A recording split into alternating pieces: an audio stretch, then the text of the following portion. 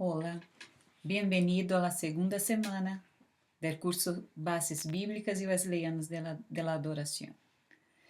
Esta semana vamos a hablar un poco de las dimensiones básicas de la adoración. Y la primera parte es la adoración como estilo de vida. No sé si se acuerda de una de las cuestiones tratadas en la primera semana, que era ¿qué es la adoración? Y podemos contestar que adoración es un estilo de vida y es un culto público, rendición de culto público al Señor. Y eso vamos a estudiar en esta semana. Primero vamos a hacer una comparación de quién es el adorador. ¿Es un ministro o un músico? Y podemos afirmar que el adorador es un ministro y no un músico. El líder es un ministro primeramente y después es un músico y no al revés. La música es solamente una forma entre muchas de la adoración. La música es una de las formas más eficaces de la adoración cristiana. La música puede proveer el ambiente propicio, facilitando a los creyentes el expresarse y sentir la comunión entre los hermanos. El poder de la música es tal que las personas pueden olvidarse fácilmente del resto del culto y llegan al punto de mostrarse indiferentes hacia el sermón, pero muy entusiasmados por el tiempo de música. No es raro que cuando alguien salga de la iglesia después de un culto y usted le pregunte de qué se acuerda y él probablemente va a decir alguna canción y no sé si algunos van a acordarse del sermón, pero eso es una realidad hoy.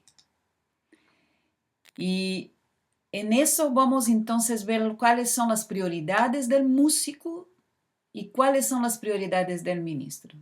Primero vamos a ver las prioridades del músico, que son la calidad de su música. Un músico está siempre preocupado por la afinación de su instrumento o de su voz, la claridad de su mensaje, la sensación de unidad entre el equipo, la proyección del sonido y etc. La recepción de su audiencia. Si la gente le agradó su música, si hay un deseo de escuchar más, si hay una empatía con el mensaje. Está preocupado también de sus trabajos futuros, la demanda de su música, grabación de un disco o otras oportunidades para actuar. Otro es lo que puede ganar el músico, un sueldo, un trabajo fijo, más audiencia, conciertos, giras, contratos de grabaciones. Bueno, en la vida de un músico profesional, eso es completamente lógico, porque él vive de su música. Pero en la iglesia necesitamos de ministros y las prioridades del ministro son agradar a Dios en espíritu y en verdad. O sea, antes de todo, ser un adorador genuino, tanto por dentro como por fuera, con actitudes y motivos correctos. También ser sensible al Espíritu Santo, permitir y guiar todo según su voluntad, estar abierto a los cambios en el programa, ser sumiso. No es raro que un ministro tenga que cambiar sus planes en el programa, hacer cambios porque el pastor le pidió. Y muchas veces, si ese ministro o ese músico no está lleno del Espíritu Santo, no es sensible al Espíritu Santo, eso le molesta. 3. Hacer que Cristo sea exaltado, haciendo énfasis en su persona, alabándolo a Él con autoabnegación y humillación. Y por último, lograr que la iglesia sea ministrada. Esa es su función. Entonces, para eso debe orar para que sea bendecida y estar dispuesto a servir. Hay algunas palabras claves en adoración y una de ellas es ministrar. Entendemos bien la palabra ministerio, pero ¿qué significa el verbo ministrar? Es un verbo cuyo significado es el de apoyar a alguien en algo. Es sinónimo de atender, ayudar y asistir.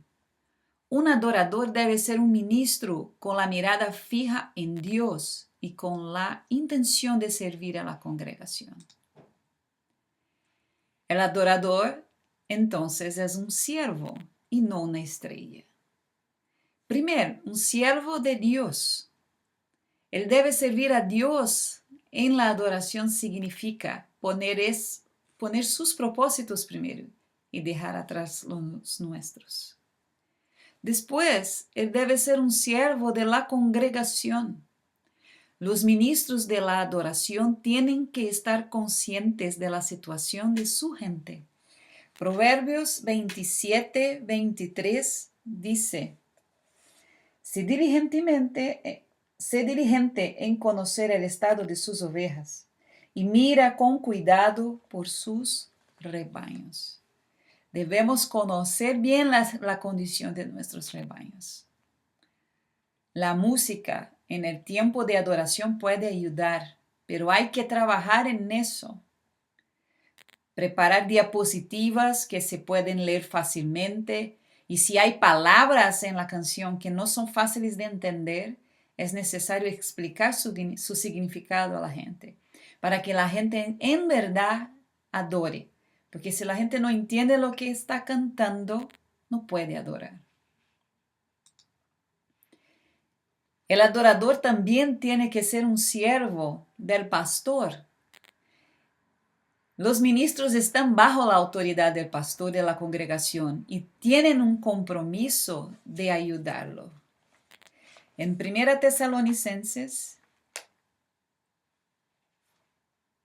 5, 12 y 13 dice así: Os rogamos, hermanos, que reconozcáis a los que trabajan entre vosotros y os presiden en el Señor y os amonestan, y que los tengáis en mucha estima y amor por causa de su obra. Tened paz entre vosotros. Tenemos que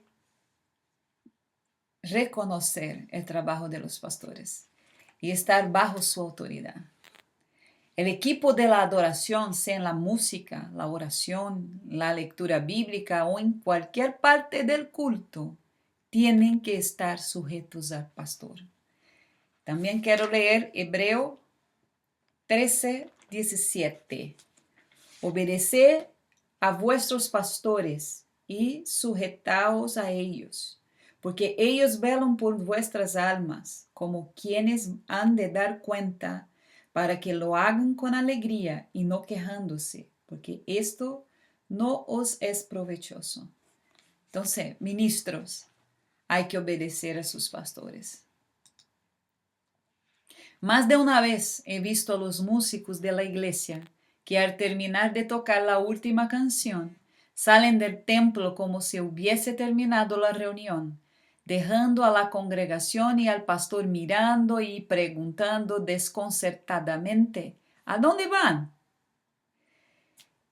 Y eso es triste, porque es una verdad en muchos lugares. Y los músicos tienen que ser siervos, tienen que ser adoradores, tienen que estar deseosos de escuchar la palabra de Dios.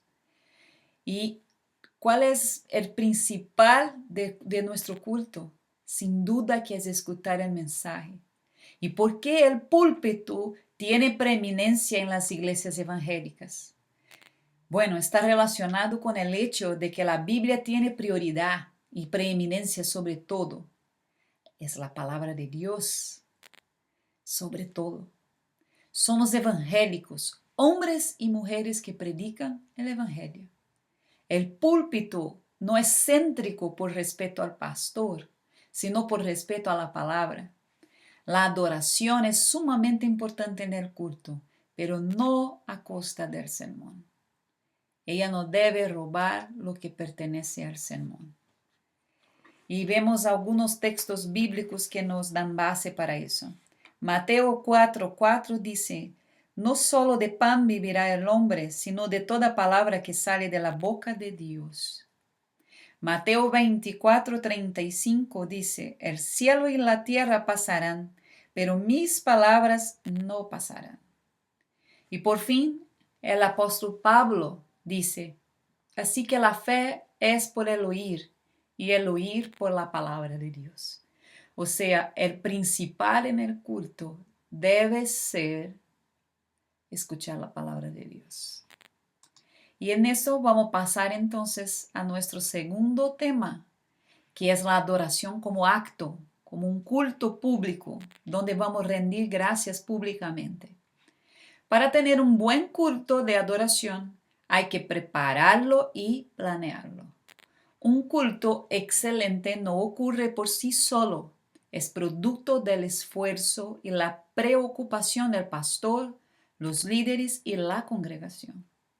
Aspectos a considerar entonces: el propósito de cada culto y reconocer las exigencias de cada situación del culto, además de ser necesario que se tenga en cuenta la situación histórica de la iglesia. Hay que planificar. Y el culto es importante para nosotros como nazarenos, como un acto público. En nuestro manual dice así: creemos en la iglesia, la comunidad que confiesa a Jesucristo como Señor, el pueblo del pacto de Dios renovado en Cristo, el cuerpo de Cristo llamado a ser uno por el Espíritu Santo mediante la palabra. Dios llama a la iglesia a expresar su vida en la unidad y comunión del Espíritu, en adoración por medio de la predicación de la palabra, en la observancia de los sacramentos y al ministrar en su nombre por la obediencia a Cristo y la responsabilidad mutua. Eso está en nuestro manual, el artículo 11, el párrafo 15. ¿Y cuál es el propósito del culto? Cada culto tiene un propósito y eso se puede identificar por su actividad principal. Algunos tipos de cultos: culto de evangelismo, de santificación y de celebración, de Santa Cena o bautismo, culto fúnebre y etc. Por ejemplo, el pastor puede solicitar del equipo de adoración un programa basado en el texto principal de su sermón. Y eso debería ser la regla y práctica general. Sería lindo. Los músicos buscarían incluir en el culto algunos himnos y o canciones que acentúen el texto, como primero. En segundo, la lectura bíblica también puede ser un texto complementario del texto principal. 3. Cualquier canción especial puede contribuir en resaltar el tema del culto. 4. Las palabras de introducción al culto pueden servir para acentuar este énfasis del mensaje, tanto como cada evento del culto. Mira qué lindo que todo debe transmitir el mismo mensaje. Y ahí cuando la gente se va a tener eso en claro y va a guardar mucho más. Eso puede ser sutil, no tan marcado, pero sería un total desperdicio planear un culto sin ninguna conexión. Elementos y eventos en un culto público. Lo que cada culto debe tener. Algunos elementos. Momentos de adoración y alabanza son muy importantes. Momentos de introspección y oportunidades para la confesión. Momentos de celebración y oportunidades para la acción de gracias. Oportunidades para petición e intercesión. Oportunidades para dar y recibir afirmación y para hacer y escuchar proclamación. Oportunidades para responder con compromiso y consagración. Y algunos eventos: testimonios de los hermanos, diezmos y ofrendas, sacramentos cuando es la ocasión, lectura bíblica, canción especial, momentos artísticos. Ahora vamos a explicar algunos de esos elementos, no todos, pero algunos en especial. Momentos de introspección y oportunidades para confesión. Bueno, los creyentes y los no creyentes necesitan tiempo y oportunidad para reflexionar sobre sus vidas y orar por ellas. Ellos tienen que hacer eso en el culto para poder responder al llamado. Si no tenemos ese tiempo de introspección y esa oportunidad para confesión, hermanos, es en vano nuestro trabajo. Hay que pensar en eso. Momentos de celebración. Debemos tener la oportunidad de celebrar el gozo de ser seguidores de Cristo y el gozo de estar juntos, reunidos en comunión con todos los creyentes. Cada domingo la iglesia celebra la resurrección de Jesús. Por esta razón, la iglesia cristiana celebra sus cultos el día domingo. En Nehemías 8, verso 10 dice, porque el gozo de Jehová es vuestra fuerza. Otros serían oportunidades de acción de gracias. La gracia de Dios es un regalo inmerecido que motiva al creyente a responder. Gratitud es uno de los factores que componen la adoración. Y hay una variedad de formas en que se puede ser agradecido con el Señor. Y el pastor debe ser líder y modelo de gratitud. Oportunidades para dar y recibir consolidación. Consolidación es sinónimo de la palabra afirmación, que significa acción y efecto de aseverar, corroborar y consolidar. Ser consolidados en su fe. O sea, necesitan el fortalecimiento de sus creencias, porque el mundo y el diablo luchan constantemente contra ellos. Necesitan revitalizar su decisión de seguir a Cristo, porque los deseos de la carne, los deseos de los ojos y la vanagloria de la vida, como dice en 1 Juan 2:16, en este mundo son muy fuertes. Necesitan escuchar palabras de aliento y confort para sus almas, porque las preocupaciones de este siglo y el engaño de las riquezas ahogan, como dice Mateo 13:22. La lectura bíblica. Ella debe ocupar un lugar de preeminencia en el culto. Somos llamados de evangélicos porque creemos en la suficiencia de las Sagradas Escrituras.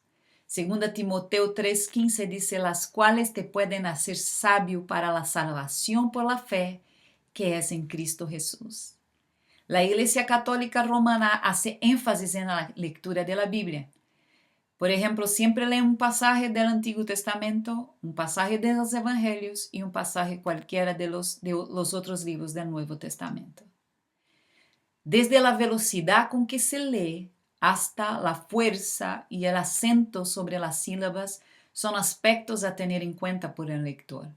Es necesario evitar la monotonía y la falta de expresión. Quizá ayude a recordar que por siglos la Biblia fue leída en voz alta, como única vía de acceso entre el pueblo y la palabra de Dios. No había libros impresos. La lectura bíblica en el culto público era imprescindible.